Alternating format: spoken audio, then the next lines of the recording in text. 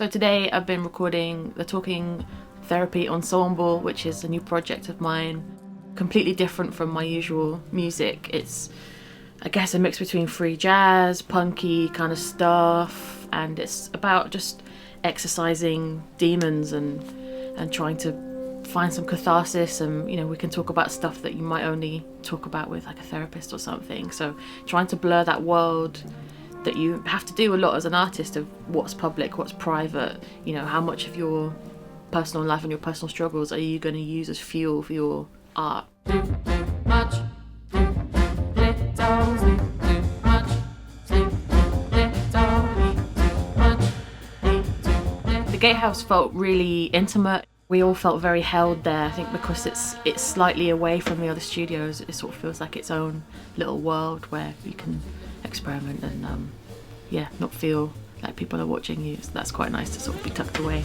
Too much, too little, too much, too little.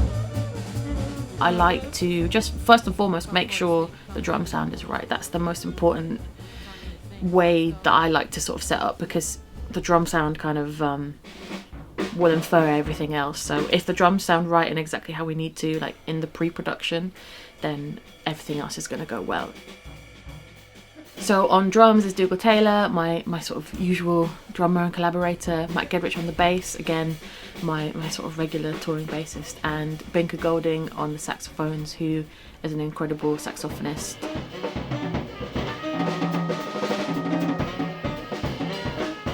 It was just a case of showing the guys the music. They'd never seen it before.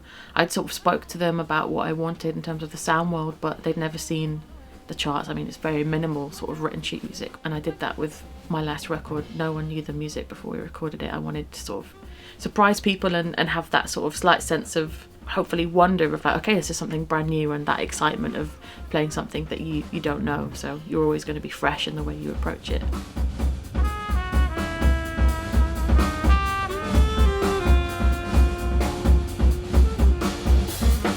We were playing live together in a circle, everyone looking at each other, lots of eye contact, and we recorded things pretty much completely live. There's just been one or two little overdubs just to thicken up some sounds, but pretty much just a live performance, and it's been raw and real.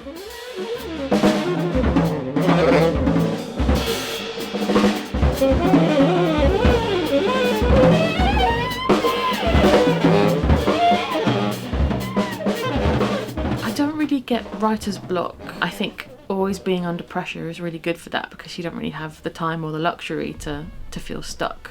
But also having done degrees in composition, I think what you learn from that is a toolkit of ways to approach things. So almost taking art into a place of like being a tradesperson. So it's like, okay, I have a job to do here, rather than waiting for this elusive muse that might never come.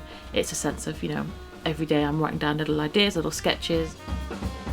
My ultimate advice is to trust yourself and to keep learning. So never feel satisfied that you know enough. Always be looking for new techniques, new ideas. Don't let people turn you away from your vision. If you have something in mind that you want to do, then you should wholeheartedly commit to that.